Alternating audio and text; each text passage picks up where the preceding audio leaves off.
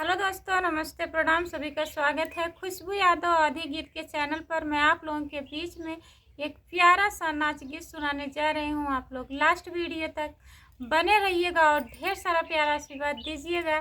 और कैसा लगेगा हमारा नाच गीत कमेंट में ज़रूर बताइएगा।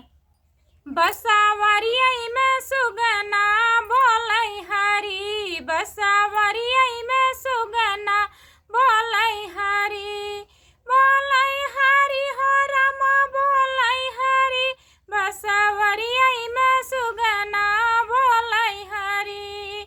सुगना के बोली सुनी बागों में गईली, सुगना के बोली सुनी बागों में गईली, बागों में गईली हो बागों में गईली।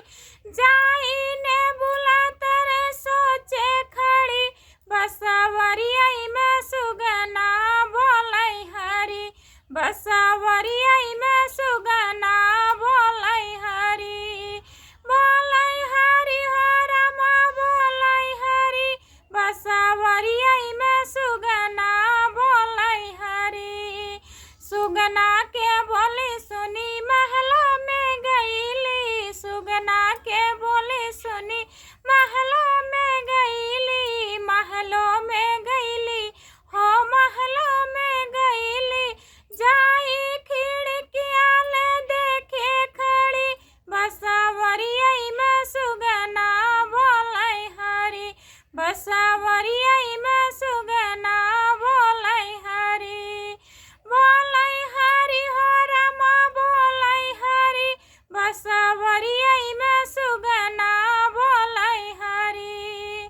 सुगना के बोली सुनी सजिया पे गईली, सुगना के बोली सुनी सजिया पे गईली, सजिया पे गईली हो सजिया पे गईली।